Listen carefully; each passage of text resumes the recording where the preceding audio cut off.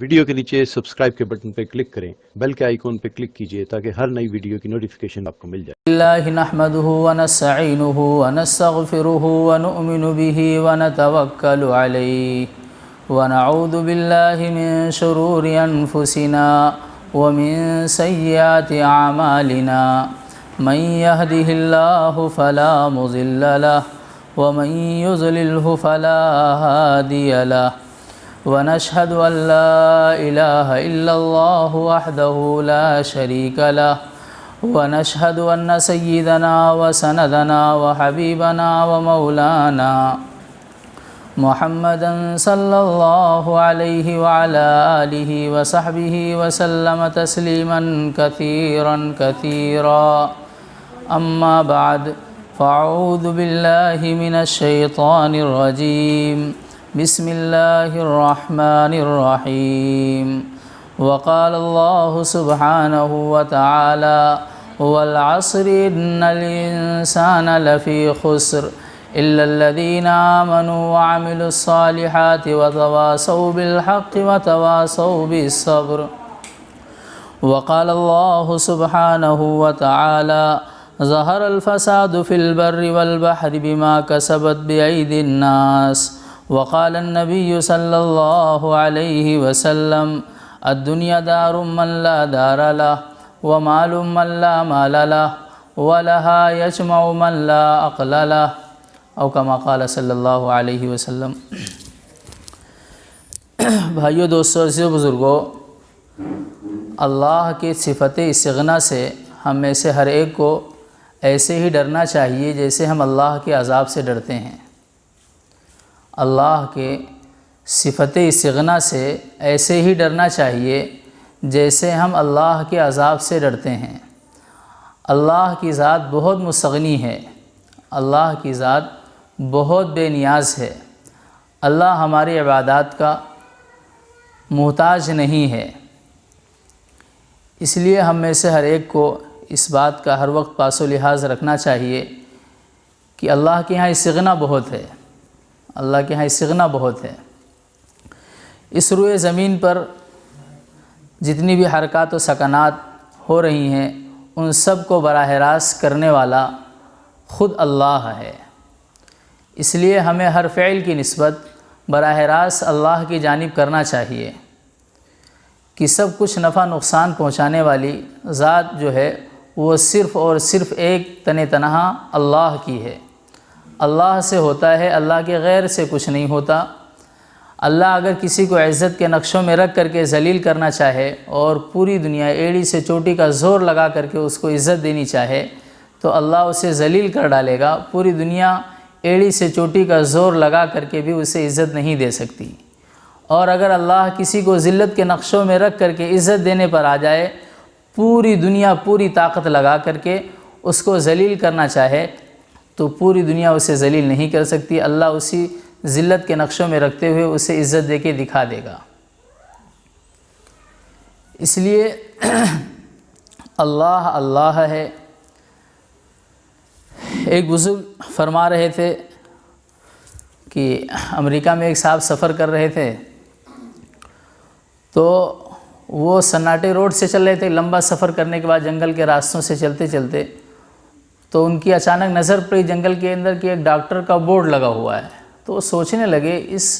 سناٹے علاقے میں، اس جنگل کے اندر بڑا ڈاکٹر کیا کرتا ہوگا، کون سا مریض اس کے پاس آتا ہوگا۔ کہہ رہے بھی چند قدم بھی وہ نہ چلے تھے کہ جا کر کے ان کی گاڑی ایک درخت سے ٹکرا گئی، وہ بھی تھیں، ان کی اہلیہ بھی ساتھ میں تھیں۔ تو کہ وہ درخت سے گاڑی کے ٹکرانے کے بعد اہلیہ کھڑکی سے ٹکرائیں اور پھر ان کا سر باہر نکلا اور وہ ایک پتھر سے جا کر کے لڑا اور سر پھٹا، پورا بھیجا باہر آ گیا سر کا۔ یہ دونوں بے ہوش پڑے ہوئے تھے۔ تو تھوڑی دیر کے بعد صاحب کو تھوڑا ہوش آیا تو دیکھا اہلیہ کا بھیجا جو ہے وہ سر سے باہر ہوا پڑا ہے۔ انہوں نے ہمت کر کے بھیجے کو سر کے اندر کر کے اور اسے پٹی باندھ کر کے اور یوں گود میں اٹھا کر کے روڈ پر آئے۔ لفٹ مانگ رہے تھے لیکن کسی نے ان کو 1 گھنٹے تک کہہ رہے میں کھڑا رہا لیکن کسی نے مجھے لفٹ نہیں دیا۔ کہہ رہے پھر مجھے خیال آیا کہ تھوڑی دیر پہلے ہم نے کہیں ڈاکٹر کا بورڈ دیکھا تھا، تو یہ اس کو تلاش کرنے کی غرض سے یوں ہی بڑھ چلے اندازے سے چند قدم چلے تھے، وہ بورڈ ان کو نظر آیا کہ وہاں جا کر کے ہم نے دستک دی تو ایک صاحب اندر سے نکل کر کے آئے، ان کے بڑے بڑے بال بالکل مستورہ عورتوں جیسے، اور عجیب بڑی بڑی سی مونچھیں، اور لنگی اور بنیان وہ پہنے ہوئے تھے، ایک دم عجیب سی ڈراؤنی شکل ان کی۔ کہہ رہے میں تو ان کو دیکھ کے ہی گھبرا گیا۔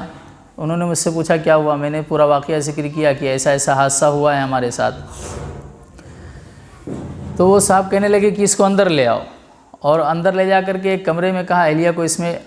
اشارہ کر کے بتایا کہ اس میں لٹا دو ان کو، اور پھر وہ اندر داخل ہو کر کے اس نے اندر سے دروازہ بند کر لیا۔ وہ صاحب کہنے لگے میں تو گھبرا گیا، میں تو خود بھی زخموں سے چور تھا، لیکن میں اس کی ہیئت دیکھ کر کے اور زیادہ گھبرایا کہ یہ کمرے کو بھی اندر سے بند کر لیا ہے، اللہ جانے یہ تو دماغ سے کھسکا ہوا آدمی معلوم ہوتا ہے، نہ جانے کیا کر بیٹھے۔ تو کہنے میں بہت گھبرایا ہوا تھا، تو اس دیوار میں ایک سوراخ تھا، تو میں اس سوراخ سے دیکھنے لگا۔ کہہ رہے بمشکل تمام 10 سے 15 منٹ کے اندر اس نے سر کھولا اور بھیجے کی صفائی کر کے، اور اس نے ٹاکے لگائے،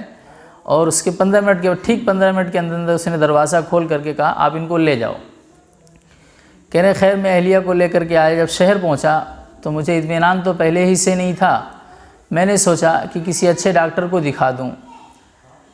تو کہہ رہے میں شہر کے سب سے بڑے ڈاکٹر کے پاس جب انہیں لے کے گیا تو ڈاکٹر مجھ سے پوچھنے لگا کہ ان کا علاج کس نے کیا ہے۔ تو کہہ رہے میں تو گھبرا گیا کہ لگتا ہے کوئی بہت بڑی غلطی ہو گئی۔ تو کہہ رہے میں ان سے بتلا نہیں رہا تھا، جب ڈاکٹر مصر ہوا کہ نہیں تم بتاؤ اس کا علاج کس نے کیا ہے، اس کا علاج کس نے کیا ہے، تو کہنے میں نے بتلایا نہیں، تو ڈاکٹر اخیر میں مجھ سے کہنے لگا دیکھ اس کا علاج پورے امریکہ کے اندر اس طرح سے کوئی نہیں کر سکتا، صرف پورے امریکہ میں 2 ڈاکٹر ہیں جو اس کا اس طرح سے علاج کر سکتے ہیں، ایک میں ہوں، دوسرا میرا ایک دوست تھا جو یہ پڑھائی کرتے کرتے وہ ڈاکٹری کر رہا تھا، لیکن پھر اس کے دماغ نے اس کا ساتھ نہیں دیا اور وہ پاگل ہو گیا، اور وہ پاگل خانے میں رہتا ہے۔ کہہ رہے اس کے علاوہ پورے امریکہ کے اندر اس کا اتنا اچھا علاج کوئی نہیں کر سکتا۔ اچھا وہ صاحب کہہ رہے ہیں کہ جب آپریشن کر کے وہ نکلا تھا 15 منٹ کے بعد دروازے سے، تو تھوڑی دیر کے بعد ایک دم پولیس داخل ہوئی وہاں، اور اس کو پکڑ کر کے لے کے چلے گئے وہ۔ تو میں نے پولیس والوں سے پوچھا بھائی آپ ان کو کیوں پکڑ رہے ہو، تو انہوں نے مجھ سے کہا یہ پاگل ہے، پاگل خانے سے بھاگ کر کے یہاں آیا ہے، اس وجہ سے ہم اس کو تلاش کرتے کرتے یہاں آئے، اس سے پہلے بھی ایک مرتبہ بھاگا تھا تو یہی مجھے ملا تھا یہ، اس وجہ سے میں اس کو پکڑنے کے لیے آیا تھا۔ تو وہ صاحب کہنے کہ میں تو اور زیادہ ڈرا ہوا تھا اندر سے، ایک پاگل نے اس کا سر دوبارہ پھاڑا ہے، اللہ جانے اس نے کیا کیا ہوگا۔ خیر جب ڈاکٹر نے کہا کہ دوسرا میرا ساتھی ہے جس کے دماغ نے اس کا ساتھ نہیں دیا اور وہ پاگل ہو گیا، تو کہہ رہے پھر میں نے پورا واقعہ دہرایا، تو ڈاکٹر مجھ سے کہنے لگا اس کا اتنا اچھا آپریشن ہوا ہے اور اس نے اس کا اتنا اچھا علاج کیا ہے کہ صرف 15 دن کے اندر اندر آپ کی اہلیہ ایسی ہی ہو جائیں گی جیسے کہ گویا کہ ان کے ساتھ کوئی حادثہ ہی نہیں ہوا ہے۔ تو اس واقعے سے صرف سنانے کا مقصد یہ ہے کہ اللہ وہ ذات ہے کہ کرنے پر جب آئے، بچانے پر آئے تو اللہ ایسے بچا کر کے دکھائے کہ جہاں پر بچنے کے کوئی اسباب نہ ہوں۔ کہاں ایک پاگل خانے میں رہنے والا پاگل جس کا بہت پہلے دماغ چل چکا، اللہ نے اس کو وہاں سے قید خانے سے نکال کر کے اور وہاں پہنچایا، اس کو گھر سے اٹھا کر کے درخت سے جا کر کے اس کی گاڑی کو ٹکرایا، اور پھر اس پاگل کو وہاں پہنچا کر کے اللہ نے اس کا علاج کر کے دکھایا، اسے بچا کے دکھایا، جہاں بچنے کا کوئی سبب نہیں تھا وہاں سے اللہ نے بچا کے دکھایا۔ مارنے پر جب آئے تو ایسے مار کر کے دکھائے جہاں پر مرنے کے کوئی اسباب نہ ہوں۔ ایک صاحب اپنی اہلیہ کے ساتھ موٹر سائیکل پر بیٹھے ہوئے جا رہے تھے، ریل پٹری پڑی راستے میں، تو وہ ٹرین آنے والی تھی تو سگنل گرا ہوا تھا، وہ رک گئے۔ اہلیہ وہ گاڑی سے اتر کر کے کنارے جا کر کے کھڑی ہو گئیں، اوپر سے چیل منڈلاتا ہوا آیا اور ٹرین ایک دم گزری۔ ٹرین نے جب ہارن مارا تو چیل کے منہ میں جو چیز تھی وہ ایک دم سر چکرانے کی وجہ سے اس کے منہ سے چھوٹ گئی وہ چیز، اور وہ سیدھے آ کر کے ان کی اہلیہ کے کندھے پہ، وہ کوبرا سانپ تھا، اور اس نے کندھے پہ گرتے ہی اپنا زہر کا اثر ڈالا اور نیچے گرا۔ ادھر چیل نے دیکھا کہ میرے منہ کا شکار چلا گیا، ایک دم وہ سانپ نیچے گرتے ہی وہ رینگنے لگا، تو چیل نے پھر دوبارہ حملہ کر کے جھپٹا مار کے اس کو اٹھایا اور پھر وہ اڑ گئے۔ ادھر ٹرین گزرنے کے بعد ان کو ہاسپٹل لے جاتے، راستے میں انتقال ہو گیا۔ تو جب اللہ مارنے پر آئے تو اللہ ایسے مار کے دکھائے جہاں پر مرنے کے کوئی اسباب نہ ہوں۔ تو اس روئے زمین پر کرنے دھرنے والی ذات صرف اللہ کی ہے، صرف اللہ کی ہے، اللہ سے ہوتا ہے، اللہ کے غیر سے کچھ نہیں ہوتا۔ خدا کی قسم یہ جتنے حالات بنے ہوئے ہیں یہ سب ہمارے اعمال کی بگڑی ہوئی شکلیں ہیں، یہ سب ہمارے اعمال کی بگڑی ہوئی شکلیں ہیں۔ اتنی بات تو طے ہے کہ آج ہم نے اپنے اللہ کو اپنے سے ناراض کر دیا ہے، ہمارا اللہ ہم سے ناراض ہے، ہم سب اس کا عزم کریں، ارادہ کریں کہ اللہ ہمیں پتہ ہے ہمارے بدعمالیوں کی وجہ سے، اللہ ہمارے اعمال کی وجہ سے اللہ تو ہم سے ناراض ہو گیا ہے، لیکن اے اللہ میں کمزور ہوں، اللہ اپنے نظر غضب کو ہٹا لے، اللہ تو ہم سے راضی ہو جا، اللہ تھوڑی دیر کے لیے اپنے غصے کو ٹھنڈا کر لے، میں تجھ سے وعدہ کرتا ہوں تم سب نیتیں کر لو کہ اللہ تو اپنی تھوڑی دیر کے لیے اپنے غضب کو ٹھنڈا کر لے، اللہ اپنے نظر غضب کو ہٹا لے، میں خود بھی تجھ سے توبہ کرتا ہوں، اور اے اللہ میں تجھ سے وعدہ کرتا ہوں میں تیرے بندوں میں گھس کر کے ایک ایک کی خوشامد کر کے، اے اللہ تیرے بندوں کو تیرے دربار میں لا کر کے ان کی پیشانی تیرے سامنے جھکا کر کے، اے اللہ میں ان سے بھی توبہ کراؤں گا، اے اللہ بڑی بڑی جماعتیں بنا کر کے، اے اللہ بنجر بستیوں میں جا کر کے، اے اللہ تیرے بندوں کی خوشامد کرتے ہوئے۔ دیکھو ایک حدیث میں ہے الدال علی الخیر کفاعلہ، کسی بھلائی کی طرف رہبری کر دینے والے کو اللہ تعالیٰ اتنا ہی اجر دیتا ہے جتنا خود کرنے والے کو۔ علماء مجلس میں موجود ہیں، ہمارے بڑے مفتی صاحب موجود ہیں۔ دیکھو عربی زبان میں دلہ علی کہتے ہیں کہ آپ نے کسی سے اس پہاڑی مسجد ہی کے متعلق اگر معلوم کیا، بھئی ہم نے مفتی صاحب نے جو نئی مسجد بنائی ہے پہاڑ پہ، اس پہ ہمیں جانا ہے، ہم نے اپنے بدن کے کسی عضو کو کوئی حرکت نہیں دیا، صرف یہ چھوٹی سی زبان کو ہلایا، ہم نے کہا بھئی سیدھے آپ روڈ چلے جانا، پھر ایک موڑ آئے گا وہاں سے مڑ جانا، پھر یوں کرنا اور آپ مسجد پہنچ جاؤ گے، صرف آپ نے زبان کو ہلایا تو یہ دلہ علی ہو گیا، یہ خیر کی طرف رہبری ہو گئی۔ اب وہ شخص اس مسجد میں آ کر کے جتنے نیک اعمال کرے گا، اس جو بھی عمل کرے گا اس عمل کا مقبول عمل کا ثواب بنا کر کے اللہ اس ذرا سی زبان کے ہلا دینے والے کے نامہ اعمال میں اللہ پہنچائے گا۔ جتنے اعمال وہ اس مسجد میں آ کر کے کرے گا اس کے مقبول عمل کا اجر اللہ تعالیٰ اس ذرا سی زبان کے ہلا دینے والے کے نامہ اعمال میں پہنچائے گا، اور اس عمل کرنے والے کے نامہ اعمال میں کچھ کمی کیے بغیر۔ آپ سوچو ذرا، غور کرو کہ جو اللہ اتنا سخی ہو کہ صرف ذرا سی زبان کے ہلا دینے پر مقبول عمل کا اجر دے رہا ہے اللہ، تو وہ اللہ بھلا اس شخص سے کیسے راضی نہیں ہوگا جو اپنے بیوی بچوں کی محبتوں کو قربان کر کے اور اپنے خون پسینے کی گاڑھی کمائی کو اپنے جیب میں ڈال کر کے اور پھر اپنا بوریا بستر اپنے سر کے اوپر رکھ کر کے اور سارے تعیش کے عیش و آرام کے نقشوں سے نکل کر کے اور اللہ کے بندوں میں جا گھسے، بھوک گرمی دھوپ کی شدت اور تپش کو برداشت کرتے ہوئے، پھر اس کے بعد کوئی استقبال نہیں، کوئی ہٹو بچوں کا شور نہیں، ایک عام انسان کی طرح بیچارہ ایک ایک کی جا کر کے خوشامد کرتا ہے، اس کی داڑھی دوڑی میں ہاتھ لگاتا ہے، پھر اس کی جانب سے آنے والی ناگواریوں کو برداشت کر رہا ہے، اس کے اعراض پر اپنے آپ کو جما رہا ہے، اس کی کڑوی کسیلی سن کر کے بھی یہ مسکرا رہا ہے۔ اتنا سب کچھ کرنے والے کو بھائیو آپ بتلاؤ ذرا صحیح کہ اللہ کیا کچھ نہیں دے دے گا؟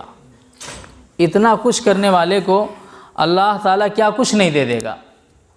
کہ صرف دلہ اعلیٰ پر اگر اللہ مقبول عمل کا اجر دے رہا ہے تو اتنی سارے مجاہدات سے اپنے آپ کو گزار کر کے عمل کرنے والے شخص کو اللہ بھائیو کیا کچھ نہیں دے دے گا۔ اور دیکھو ان حالات میں تو اپنے قربانی اور مجاہدے کے ساتھ عمل کرنا یہ عمل کو دوہرا کر دیتا ہے، یہ اجر کو دوہرا کر دیتا ہے۔ اس لیے بھائیو دیکھو حالات تو آئیں گے، حالات تو اللہ کی جانب سے آئیں گے، لیکن کام جو ہے وہ اللہ کا امر ہے، کام جو ہے اللہ کا امر ہے، کام اللہ کا حکم ہے، کام سے بیٹھنے کی کوئی گنجائش نہیں ہے، کام سے بیٹھنے کی کوئی گنجائش نہیں ہے، اور نہ کام رکا ہے، اور خدا کی قسم نہ قیامت تک اسے کوئی روک سکتا ہے اور نہ یہ رکے گا۔ انشاءاللہ عیسیٰ علیہ السلام آئیں گے، اللہ تعالیٰ اس کام کو عیسیٰ علیہ السلام تک پہنچائے گا اور ہم سب حواریین عیسیٰ ہوں گے انشاءاللہ۔ اس لیے بھائیو کام ایک لمحے کے لیے بھی نہیں رکا ہے، چاہے ہمارے ذہن کے سوچ کے اعتبار سے چاہے جتنے سنگین سے سنگین تر حالات بن گئے ہوں، لیکن ایک لمحے کے لیے بھی کام رکا نہیں ہے، اس لیے کہ کام اللہ کا ہے، اللہ کا ہے، اور کام اللہ کا ہے، اس کو کوئی روک نہیں سکتا۔ دیکھو ایک ہے کام اور ایک ہے کام کی شکل، میں بہت تھوڑی سی بات کہوں گا آپ سے لیکن بہت دھیان سے سنو۔ ایک ہے کام اور ایک ہے کام کی شکل۔ یہ کام بحیثیت کام ہونے کے، یہ کام بحیثیت کام ہونے کے کسی شکل کا پابند نہیں ہے، کسی بھی شکل کا پابند نہیں ہے۔ اللہ نے قرآن میں کہا ہے سلو، نماز پڑھو، بہت دھیان سے سننا، اللہ نے قرآن میں کہا ہے صلو، نماز پڑھو، تو نماز کا شریعت نے ایک طریقہ بتلایا ہے، نماز پڑھنے کا شریعت نے ایک طریقہ بتلایا ہے کہ نماز ایسے پڑھو، کیسے پڑھو؟ صلو کما رأیتمونی اصلی، نماز ایسے پڑھو جیسے مجھے پڑھتا ہوا دیکھتے ہو۔ تو صلو بھی اللہ کا امر ہے کہ نماز پڑھو، لیکن نماز پڑھنے کا ایک طریقہ شریعت نے بتلایا ہے۔ اللہ نے یہ بھی کہا ہے بلغ، بلغ یا رسول اللہ، بلغ ما انزل الیک من ربک، یا رسول اللہ آپ تبلیغ کرو، بلغ پہنچاؤ، تبلیغ کرو۔ کس کی تبلیغ کرنا ہے یہ تو اللہ نے بتایا، ما انزل الیک من ربک، جو کچھ اللہ کی جانب سے آپ کو مل رہا ہے آپ اس کی تبلیغ کرو، لیکن اس کا طریقہ کیا ہے یہ قرآن نے نہیں بتلایا، طریقہ کار شریعت نے نہیں بتلایا، تبلیغ کرنے کا طریقہ شریعت نے نہیں بتلایا۔ علماء سمجھتے ہیں، دروس البلاغہ عالمت کے چوتھے سال میں کتاب پڑھائی جاتی ہے، اس کے حاشیے پہ لکھا ہے کہ اللہ تعالیٰ نے یہاں پر مفعول کو کیوں محذوف رکھا ہے، کہ یہاں پر طریقہ کار کو اللہ نے کیوں چھپایا ہے، طریقہ کیوں نہیں بتلایا؟ نماز کا حکم دیا اللہ نے تو نماز کا طریقہ بتلایا، تبلیغ کا حکم اللہ نے دیا تو تبلیغ کا طریقہ کیوں نہیں بتلایا کہ تبلیغ ایسے کرنا ہے؟ تو وہاں علماء نے لکھا ہے یہاں پر طریقہ کار کو محذوف رکھ کر کے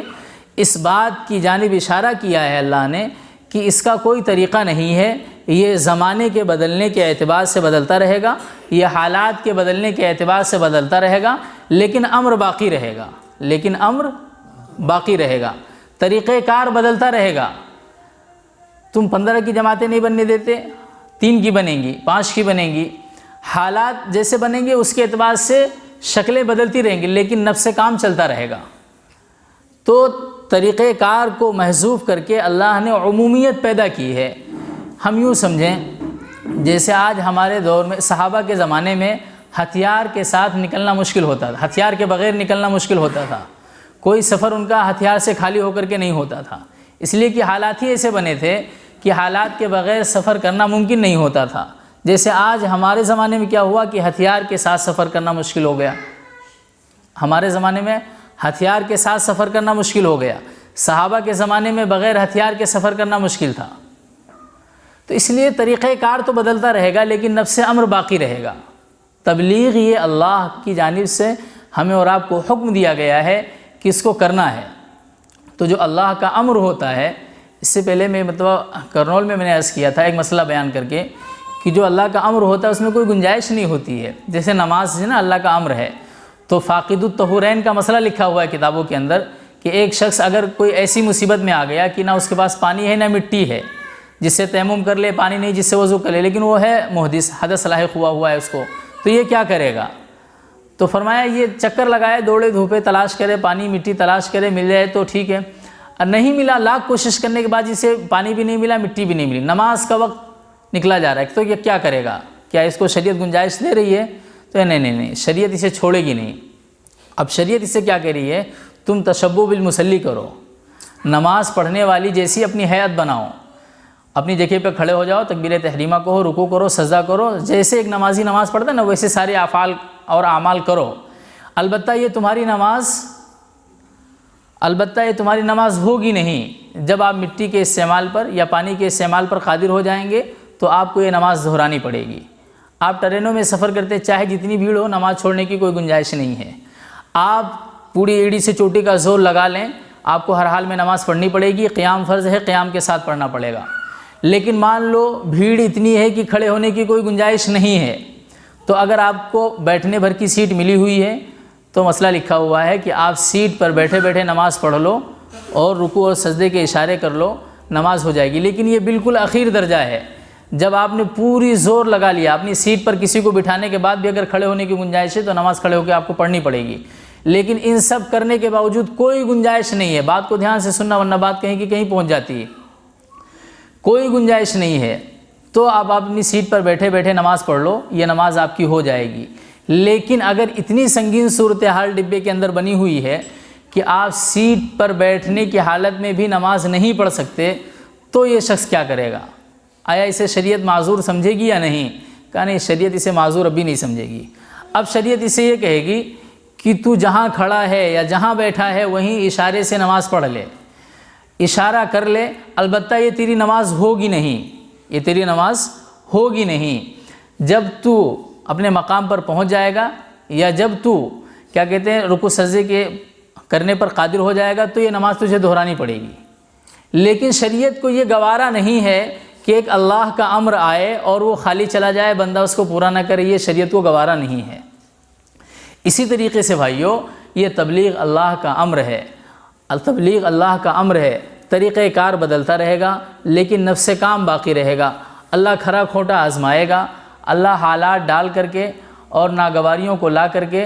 ہمارے اور آپ کی استقامت کو دیکھنا چاہتا ہے، اللہ ہمارے اور آپ کی مضبوطی کو دیکھنا چاہتا ہے۔ شعلوں میں جو پلتا ہے، کانٹوں میں جو کھلتا ہے، وہ پھول ہی گلشن کی تاریخ بدلتا ہے۔ جو جتنے حالات سے گزرتا ہے، لوہا جتنی زیادہ دھوپ میں تپایا جاتا ہے، اتنے اس کے زنگ ختم ہوتے ہیں، اتنی ہی قیمتی چیز اس کے ذریعے سے بن کے تیار ہوتی ہے۔ اس لیے ناگواریاں آئیں گی، مشکلات کا سامنا کرنا پڑے گا، لیکن بھائیو ہمیں اور آپ کو اللہ سے جمنا، البتہ اللہ سے اتنا کہنا ہے، اے اللہ ہم کمزور ہیں، اے اللہ ہم کمزور ہیں، ہم امتحان کے قابل نہیں ہیں،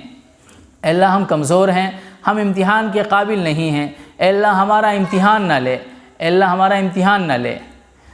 ہم نے اللہ کے سامنے اپنی بے بسی اور عجز کا اظہار کرنا ہے، لیکن حالات کے آ جانے پر بھائیو ہمیں ان حالات پر جم کر کے استقامت کے ساتھ اللہ کی مدد کا انتظار کرنا ہے۔ اس لیے اللہ کا فضل ہے،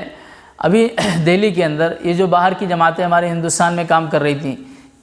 شروع میں 7 کیمپ لگے ہوئے تھے پوری دہلی کے اندر، ابھی ان میں سے ماشاءاللہ مہمانوں کو بھیجنے کی ترتیب بنائی جا رہی ہے، ان کے اپنے ملکوں کو پہنچ رہے ہیں، بہت سارے مہمان جا چکے، بھی بہت سارے باقی 3 کیمپ لگے ہوئے، RTO آفس پہ، دہلی پولیس کا ہیڈ کوارٹر ہے دلی کے اندر، وہاں پہ جمعیت کی جو بلڈنگ بنی ہوئی تھی وہاں پر باہر کی تمام جماعتیں ٹھہری ہوئی ہیں۔ الحمدللہ سارے اعمال جیسے نظام الدین میں جو اعمال ہوتے تھے وہ سارے اعمال وہاں ہو رہے ہیں۔ خود مرکز کے اندر اللہ کا فضل ہے، مرکز کھلا ہوا ہے، 100 سے زائد لوگ مرکز کے اندر ہیں اور سارے اعمال ہو رہے ہیں، نمازیں با جماعت ہو رہے ہیں، حیات الصحابہ ہو رہا ہے، روزانہ کا مشورہ، اور سارے اعمال ہو رہے ہیں۔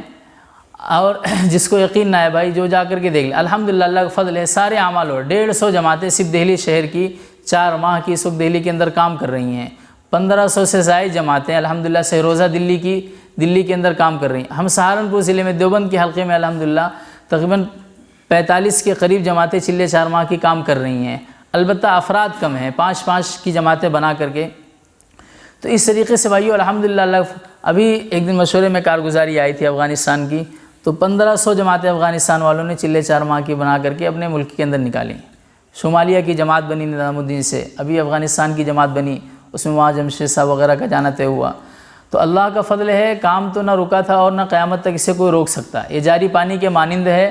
جاری پانی کا راستہ کوئی نہیں روک سکتا، جاری پانی کا راستہ کوئی، اصل میں آپ روک لیتے، اگر ہمیں آپ کے جیب سے کرنا ہوتا تو بھئی آپ نے اپنا جیب بند کر لیا تو اب میں بے بس ہو گیا، میں کیسے کروں؟ جب اپنا ہی سب کچھ لگا کر کے کرنا ہے، اپنا ہی جان مال لگا کر کے کرنا ہے تو آپ ہمیں کیسے روک سکتے ہو؟ زیادہ سے زیادہ یہ ہوگا کسی ایک مخصوص شکل پر آپ پابندی لگا دو گے، ہم اس شکل کے پابند نہیں ہیں، ہم اس شکل کے پابند نہیں ہیں، ہم اس شکل سے ہٹ کر کے کوئی دوسری شکل بنا لیں گے۔ یہ شکل تو یہ مروجہ شکل جو ایک ڈھانچہ ہے، یہ ڈھانچہ ہے، اصل تو اندر کی روح ہوتی ہے، ڈھانچہ کوئی چیز نہیں ہوتا۔ ڈھانچے جو ہوتے ہیں نا وہ ٹوٹتے رہتے ہیں بدلتے رہتے ہیں، ٹوٹتے رہتے بدلتے رہتے، اصل تو روح ہوتی ہے۔ تو روح جب تک باقی ہے آپ ڈھانچہ توڑتے رہو، ہم بدلتے رہیں گے، ہم کسی ایک شکل کے ایک ڈھانچے کے پابند نہیں ہیں۔ تو اس لیے بھائیو اللہ کا فضل ہے، دیوبند کے اندر بھی ماشاءاللہ کام ہو رہا ہے، بس مدرسوں کے اعتبار سے ابھی مدرسے بند ہیں، لیکن بات چیت چل رہی ہے، اللہ نے چاہا حضرات کی دعائیں رہیں، مدرسے بھی کھل جائیں گے، اور کرنے والے کام کرنے والے پڑھنے پڑھانے والے ماشاءاللہ وہاں بھی پڑھا رہے ہیں، حفظ کے مدرسے بھی چل رہے ہیں الحمدللہ، لیکن بس اتنی عمومیت نہیں ہے، اور ماشاءاللہ سارے اعمال ہو رہے ہیں دیوبند کے اندر بھی۔ لیکن اتنی بات ضرور ہے بھائیو کہ ہمیں اور آپ کو اس وقت میں بہت زیادہ اللہ کی طرف متوجہ، ایک چیز اس وقت کرنے کی بہت اہم ہے، وہ یہ ہے بھائیو، لوگوں کی طبیعتوں میں نا امیدی پیدا ہو گئی ہے، لوگوں کی طبیعتوں میں مایوسی پیدا ہو گئی۔ اس وقت لوگوں میں چل پھر کر کے ان کے اندر امید پیدا کرنا، اللہ کی ذات عالی سے ان کو امید دلانا، یہ اس وقت کا سب سے بڑا تقاضا ہے، یہ اس وقت کا سب سے بڑا تقاضا ہے کہ جو مایوسی کی سی کیفیت بن گئی ہے، اس مایوسی کی کیفیت سے ان کو نکالنا اور اللہ کی ذات عالی سے ان کو پر امید کرنا۔ اللہ جزائے خیر دے حضرت جی مولانا سعد صاحب کو، بڑے اطمینان سے کہنے لگے کہ ان حالات میں ہر ایک گھبرایا ہوا ہے، میں مطمئن ہوں، میں مطمئن ہوں۔ لوگ کہتے ہیں کہ بہت نا امیدی کا وقت ہے، میں کہتا ہوں خدا کی قسم یہ پر امید ہونے کا وقت ہے، خدا کی قسم یہ پر امید ہونے کا وقت ہے، اس لیے کہ جب تک باطل حق کے مقابلے میں آئے گا نہیں تو باطل مٹے گا کیسے؟ جب تک باطل حق کے مقابلے میں آئے گا نہیں تو باطل مٹے گا کیسے؟ تو لوگ تو نا امیدی کے شکار ہیں، ہم پر امید ہیں، لوگ بے چین ہیں، ہم مطمئن ہیں کہ جب تک باطل حق کے مقابلے میں آئے گا نہیں اس وقت تک یہ مٹے گا کیسے؟ تو یہ اس وقت کا سب سے اہم تقاضا ہے کہ لوگوں میں چل پھر کر کے ان کے اندر امید پیدا کرنا، یہ مایوسی سے ان کو نکال کر کے امید کی دنیا میں ان کو لانا، ورنہ یہ مایوسی کی کیفیت بنتے بنتے نہ طبیعتیں پھر بجھ جاتی ہیں اور پھر آدمی کنارہ کش ہو کر کے بیٹھ جاتا ہے، پھر اپنے انفرادی اعمال سے بھی ہاتھ دھو بیٹھتا ہے اور پھر معاملہ بہت دور چلا جاتا ہے۔ اس لیے بھائیوں اس وقت میں ہمیں اپنی محنت کو 10 گنا زیادہ اور بڑھانے کی ضرورت ہے، بہت زیادہ انفرادی محنت تو بہت زیادہ بڑھانے کی ضرورت ہے ہمیں، کہ لوگوں میں چل پھر کر کے امید پیدا کرنا، ان کو مایوسی سے نکال کر کے امید کی جانب لانا، اور یہ تو اس امت کی بعثت کا مقصد ہی ہے۔ ربیع بن عامر رضی اللہ تعالیٰ عنہ سے پوچھا گیا تھا لماذا اتیت فی الدنیا، کہ آپ دنیا میں کیوں آئے ہیں؟ تو کہا تھا نحن قوم ابتعثنا اللہ لنخرج العباد من عبادت العباد من عبادت العباد الى رب العباد ومن ضیق الدنیا الى سعتها ومن جور الادیان الى عدل الاسلام، کہ میں دنیا میں آیا نہیں ہوں، میرے اللہ نے مجھے دنیا میں بھیجا ہے، اور میرے اللہ نے اس لیے بھیجا ہے تاکہ ہم بندوں کو بندوں کی بندگی سے نکال کر کے اللہ کی بندگی کی جانب لے آئیں، مایوسی سے نکال کر کے ان کو امید میں لے آئیں، تنگی سے نکال کر کے ان کو وسعت میں لے آئیں، اور ادیان باطلہ سے کاٹ کر کے ان کو میں دین اسلام کی وسعت میں لے آؤں۔ اس کے لیے ہم دنیا میں آئے نہیں ہیں، ہمارے اللہ نے ہمیں بھیجا ہے۔ تو یہ تو بھائیوں اس امت کی بعثت کا مقصد ہی ہے، اس امت کے ایک ایک فرد کی بعثت کا مقصد ہی یہی ہے کہ لوگوں کو مایوسی اور کی کیفیت سے اور نا امیدی کی کیفیت سے نکال کر کے اللہ کی ذات عالی سے پر امید کرانا، اللہ سے جوڑنا، یہی تو اس امت کے بعثت کا مقصد ہے۔ اللہ جزائے خیر دے صحابہ کرام رضوان اللہ تعالیٰ علیہم اجمعین کو، وہ کہتے تھے یا رسول اللہ ہم نے آپ سے اس بات پر بیعت لی ہے باعنا رسول اللہ صلی اللہ علیہ وسلم علی السمع والطاعہ فی المنشط والمکرہ فی الیسر والعسر وعلی الامر بالمعروف والنہی عن المنکر، کہ ہمارے اللہ نے، صحابہ کہتے تھے ہم نے یا رسول اللہ ہم نے تو آپ سے اس بات پر بیعت لے لی ہے کہ یا رسول اللہ آپ ہی کی سنیں گے، سمعنا واطعنا، آپ ہی کی سنیں گے اور آپ ہی کی مانیں گے، طبیعت چاہے گی تب بھی، نہیں چاہے گی تب بھی، ناگواری ہوگی تب بھی، اور کیا خوشحالی ہوگی تب بھی، تنگی ہوگی تب بھی، وسعت ہوگی تب بھی، یا رسول اللہ ہر حال میں ہم بھلائیوں کا حکم کرتے رہیں گے اور برائیوں سے روکتے رہیں گے۔ تو اس بات پر صحابہ نے اللہ کے نبی صلی اللہ علیہ وسلم سے بیعت لی تھی۔ اس لیے بھائیوں سب عزم کرو، ارادے کرو کہ انشاءاللہ کام کو اپنی زندگی کا مقصد بنائیں گے، اور کام کو مقصد سمجھ کر کے، اللہ کا امر سمجھ کر کے اور اللہ کا امر یقین کرتے ہوئے اس کام کو کرنا ہے بھائیوں۔ جب اللہ کا امر ہے تو ہر حال میں کرنا ہے، بیٹھنے کی کوئی گنجائش نہیں ہے۔ میں نے آپ سے شروع میں کہا تھا شکلیں بدلتی رہیں گی حالات کے بدلنے کے اعتبار سے، کسی ایک شکل کے آپ پابند نہیں ہیں، لیکن نفس کام کے کرنے کے پابند ہیں۔ شکل ڈھانچہ ہے، ڈھانچے کی کوئی حیثیت نہیں ہوتی، روح جو ہوتی وہ اصل ہوتی، تو مقصد دیکھنا ہے ہمیں، امر کو دیکھنا ہے۔ روح جب روح نکلتی ہے تو انسان مٹی کا ڈھیر ہو جاتا ہے۔ روح جب تک ہے، جب تک اعضاء و جوارح ٹوٹتے رہیں گے، صحیح ہوتے رہیں گے، بدلتے رہیں گے، لیکن انسان کی طرف پوری شریعت متوجہ رہے گی۔ تو اس لیے بھائیوں سب عزم کرو، ارادے کرو کہ انشاءاللہ جو اس وقت کا سب سے اہم تقاضا ہے کہ لوگوں میں چل پھر کر کے اللہ کی ذات عالی سے ان کو پر امید کرنا۔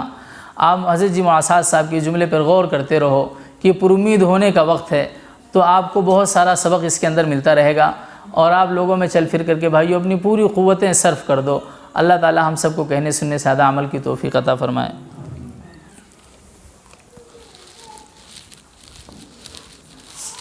اسے بھی نکالو۔